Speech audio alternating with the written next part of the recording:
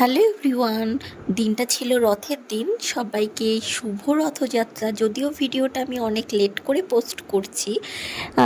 আমি শ্রাবণীদিকে আনতে বলেছিলাম আমার জন্য একটা অরিও চকলেট। ভীষণ ইচ্ছে করছিল আসলে চকলেট খেতে, তো আমার জন্য চকলেটটা নিয়ে আসাতে দেখো চারিদিক থেকে টানাটানি কাড়াকাড়ি লেগে গিয়েছে।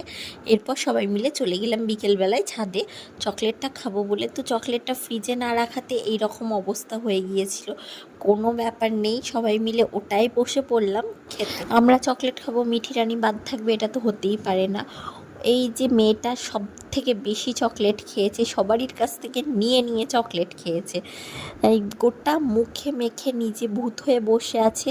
শুধু মুখে না, গোটা জামাতেও লাগিয়েছে, প্লাস আমাদেরকেও পুরো জামা ভর্তি করে দিয়েছে।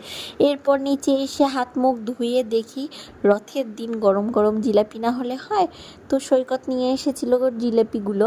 মিঠি কিন্তু জিলেপি খেতেও ভীষণ পছন্দ করে। তো সন্ধ্যেবেলায় আমরা সবাই মিলে রেডি হয়ে চলে গিয়েছিলাম রথের মেলা দেখতে। এখানটায় মা রেডি হয়ে গিয়েছে, আরাধ্যা, আমার ছেলে, আমি, এমনকি আমার মা বোন দুজনে এসেছিল।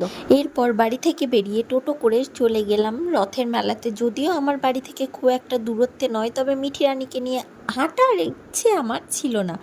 আর এই যে আমার ভিডিওতে তোমাদের সবাইকে মেলাটা একবার ঘুরিয়ে দেখে দিই। আর কারা কারা গিয়েছো আমাকে অবশ্যই কমেন্ট করে জানাবে, যেহেতু আমার খুব একটা সবার সাথে দেখা হয়নি। এই যে আমার পিছনে রথ, আমার অলরেডি রথ টানা কমপ্লিট। এরপর চলে গেলাম মিঠি রানীর জন্য একটা বেলুন কিনে দিতে। বেলুনটা কিনে দেওয়ার পর ওর হাতে বেঁধে দিয়েছি, ও কী সুন্দর করে ঘুরে বেড়াচ্ছে বেলুনটা নিয়ে। যাই হোক, এরই মধ্যে আমরা আবার আমার মাদেরকে হারিয়ে ফেলেছি বেলুন কেনার চক্করে। তা এরপর সবাইকে খুঁজে পাওয়ার পর এই ছোট্ট রথটা সামনে এসেছে মিঠির। ওর তো ভীষণ পছন্দ হয়েছে, সেই জন্য কোল থেকে নেমে আগে রথ টানতে চলে গিয়েছে একলা একলাই। এই রথ টানার পর্ব শেষ করে চলে গিয়েছিলাম খেলনার দোকানে। কয়েকটা খেলনা কেনাকাটি করে এই বাদাম ছাড়া তো রথের মেলা পুরোটাই অসম্পূর্ণ।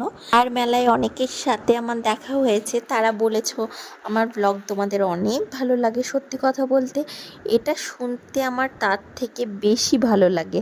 থ্যাংক ইউ সো মাচ এতটা ভালোবাসা দেওয়ার জন্য। এখানটায় আমরা পপকর্ন কিনে চলে আসছিলাম বাড়িতে। আবার ফাইনালি টোটো পেয়ে গিয়েছি, কারণ আমি হাঁটতে নারাজ, তাও মিঠি রানীকে নিয়ে। মেলায় যেহেতু ফুচকা খাওয়া হয়নি, সেই জন্য টোটো থামিয়ে রাস্তার মধ্যে আমরা সবাই মিলে ফুচকা আর পপকর্ন খেতে বসে গিয়েছি।